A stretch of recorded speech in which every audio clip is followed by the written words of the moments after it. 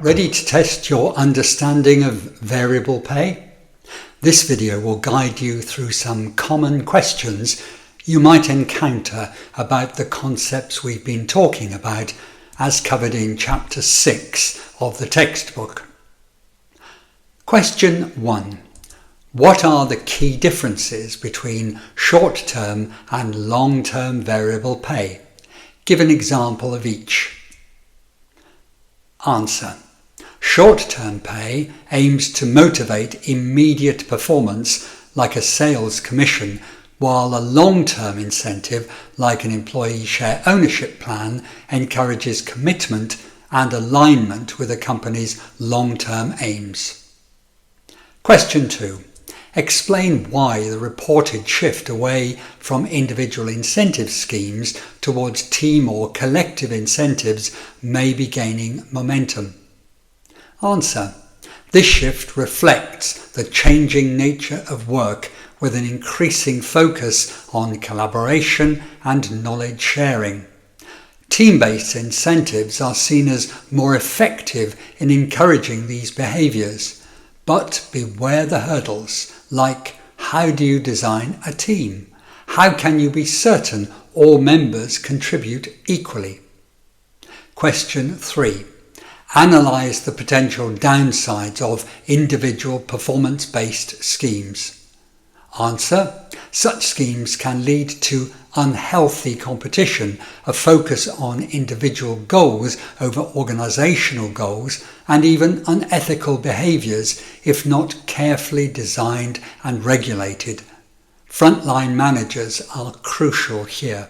Hopefully this glimpse into the kinds of questions you might encounter will help you prepare to demonstrate what you've learned.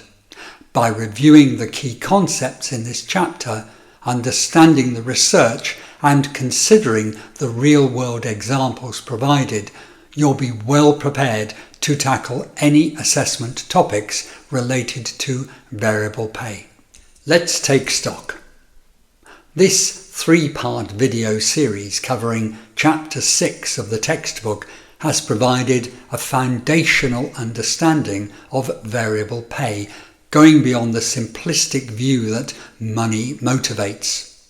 We have unpacked the key concepts, explored the different dimensions of variable pay, and considered theoretical and evidence-based considerations.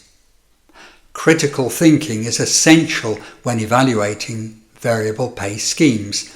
They are not a one-size-fits-all solution, and their effectiveness depends on factors such as organisational context, individual and collective goals, and awareness of potential unintended consequences.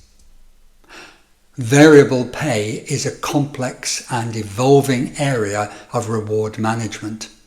To be successful in using it as an aspirant reward professional, you need to understand its nuances, be able to identify the most appropriate schemes for different situations, and adapt their approach based on changing contexts and research insights.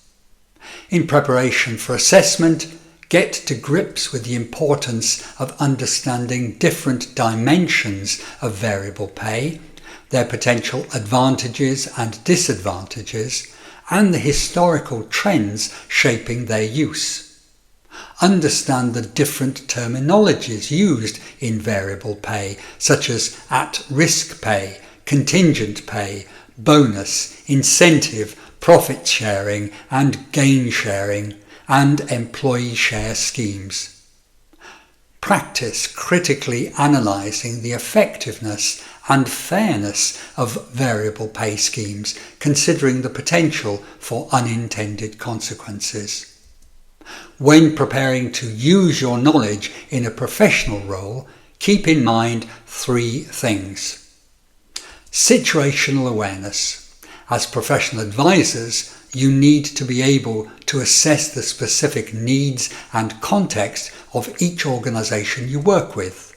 What might work well in one organisation might not work in another. Evidence-based decision-making.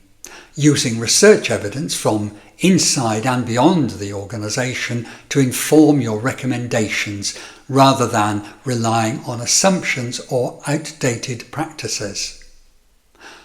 The ethical implications of variable pay schemes are important too. Consider their impact on fairness, employee well-being and organisational culture. Lastly, after implementation, variable pay schemes should be regularly reviewed and adjusted based on performance data and employee feedback. Like all policies, they can get tired and lose their impact. Be ready to review and revise. These broader points are intended to help you consolidate what you have learned and to make connections between variable pay and to the wider field of reward management. Reflecting on them should also encourage you to think critically and strategically as you prepare for assessment and future professional roles.